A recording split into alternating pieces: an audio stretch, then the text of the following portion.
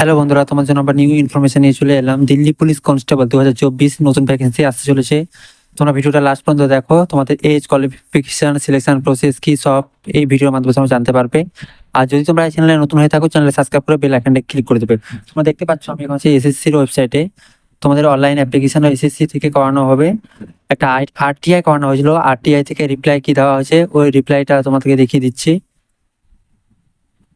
দেখতে পাচ্ছ বন্ধুরা, এখানে তোমাদের নোটিফিকেশনটা দেখিয়ে দিচ্ছি। এখানে office of deputy commissioner of police, এখান থেকে নোটিফিকেশনটা পাবলিশ করা হয়েছে। এখানে নিউ দিল্লি থেকে এখানে 2/7/2024 তারিখে নোটিফিকেশনটা পাবলিশ করা হয়েছে। এখানে দেখতে পাচ্ছ এখানে আরটিআই করা হয়েছিল এখানে 10/6/2024-এ।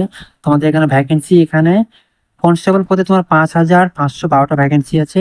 আর এক্সিকিউটিভ কনস্টেবল এক্সিকিউটিভ পোস্টে তোমাদের 709টা ভ্যাকেন্সি আছে। তোমাদের এতটা ভ্যাকেন্সি টোটাল খালি ফাঁকা আছে।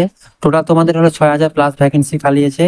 তোমাদের 2024-এর মধ্যে 24 অক্টোবর নভেম্বরে তোমাদের ভ্যাকেন্সি চলে আসবে, ফুল নোটিফিকেশন পাবলিশ হয়ে যাবে। তোমরা ভালোভাবে প্রিপারেশন নাও। তোমাদের সিলেকশন প্রসেস এখানে ফার্স্ট তোমাদের কম্পিউটার বেসড এক্সামিনেশন হবে, তারপর তোমাদের ফিজিক্যাল, তারপর তোমাদের ডকুমেন্ট ভেরিফিকেশন, তারপর তোমাদের মেডিকেল, তারপর তোমাদের সিলেকশন। জিকে থাকবে, জিকে থাকবে তোমাদের 50টা তোমাদের জিকে থাকবে। তারপর তোমাদের হলো রিজনিং থাকবে হলো 25টা। তোমাদের রিজনিং থাকবে হলো 25টা। আর তোমাদের হলো ম্যাথ থাকবে 15টা। আর কম্পিউটার ধরে রাখা হলো কম্পিউটার নলেজ তোমাদের জন্য থাকে ওখান থেকে তোমাদের হলো 10টার মধ্যে কোশ্চেন থাকবে। টোটাল তোমাদের 100 নম্বরের কোশ্চেন থাকবে, 100 মার্কের, 90 মিনিট তোমাদের টাইম থাকবে। তোমাদের তার মধ্যে কোশ্চেন সলভ করতে হবে। তারপর তোমাদের ফিজিক্যাল আছে।